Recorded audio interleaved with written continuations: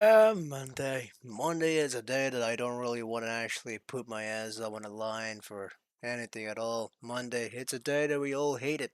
We all hate it just like how we hate peanut butter that doesn't go well with the jam because the jam is expired. Well, what are the odds?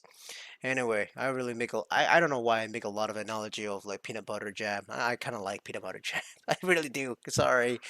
But anyway, it's really rough whenever you actually have to get up from the bed and knowing that like you gotta actually do well do some responsibility in Mondays because it's the beginning of the week and well, so some people could say it's the beginning of hell for the week.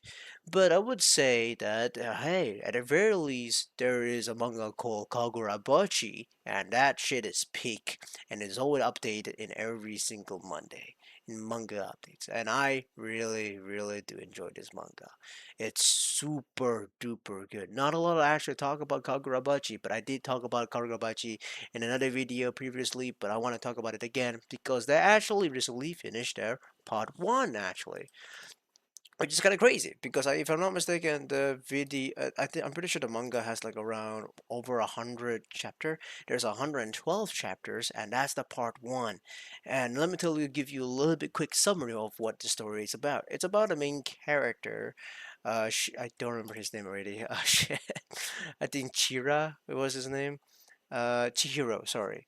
Chihiro is the name of the main character. He's actually the son of the blacksmith, and well, his father is actually a professional blacksmith for actually making the six enchanted sword that actually used against war like a couple of years ago. That makes an island to be like very what's the word uh uh, life threatening to Japan apparently, and they actually ended the war apparently with the six enchanted blade apparently, and then those six enchanted blade made by the blacksmith, the father of the main character, and one day somehow the main character's dad was killed.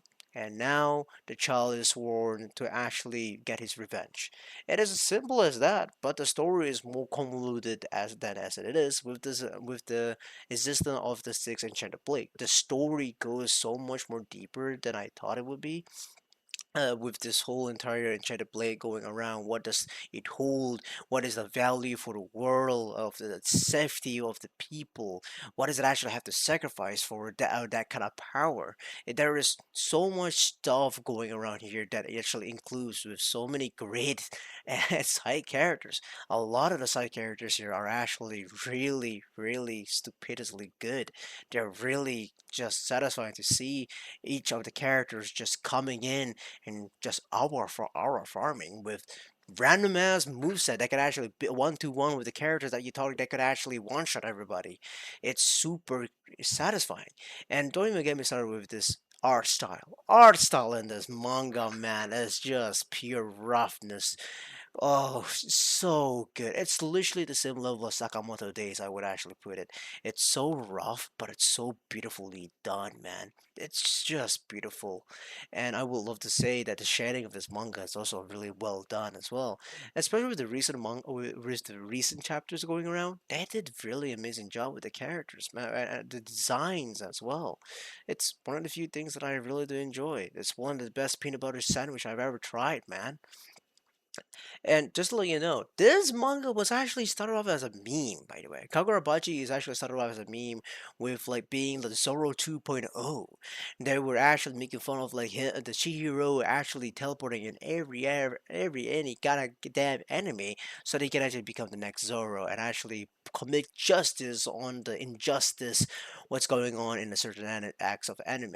It's like like bad stuff. And like Chihiro comes in as save the day like a Superman when you're actually in the wrong verse, but whatever. And people were not really looking forward for this. But as you get going through this whole entire chapter, like at the first 10 chapters, you were hooked. I was hooked for the first chapter, without a doubt. It was first as like the typical story of revenge, but it gets more deeper with the story of like needing to actually know more about the six enchanted blade It's really cool. It's fun. Side characters fights here are stupidly good. They're just so good. I would even argue there's even a fight of 2v2, and I would say that's the best shit I've ever seen in my entire life.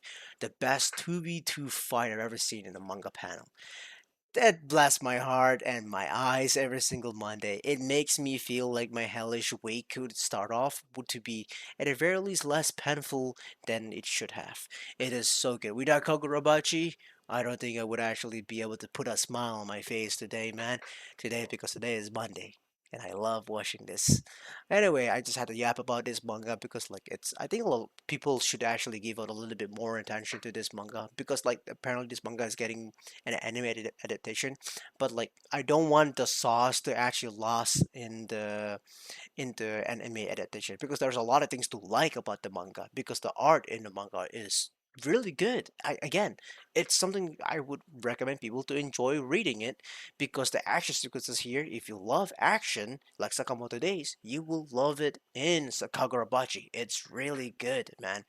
But regardless, I think the main character is also a little bit flat out, a bit flat at first, but it gets a little bit more interesting as you know more about him because like he does have this he feels more weirdly humane, but he doesn't feel like overpowered at the same time.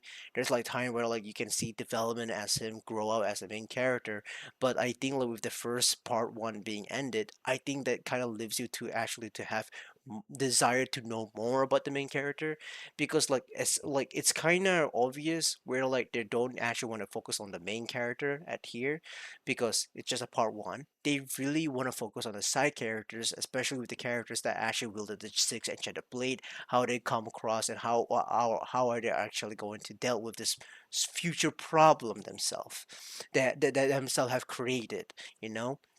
And the histories were actually altered. Was it the people of the higher ups did it, or was it the people of the lowers who actually wanted to tackle the bigger power for themselves? That there's a lot of things in here that you can like in this manga, man. I really recommend people to read this manga. Kagurabachi is stupidly good, man. It's so good. I had to make a video about this. Really, I just had to yap about it for no reason.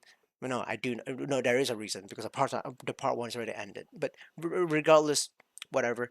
And also the abilities of this whole entire thing. There is like a story about like the magic and also the swordsman. It's like there's two different words: the swordsman's and also the magic. This is like kind of similar with the magician and also the knights, kind of like that. Yeah, but whatever. Other than that, I kind of not much to say. I do hope all of you have a wonderful day, have a wonderful night. I'll see you guys whenever I make another video. Peace out, y'all.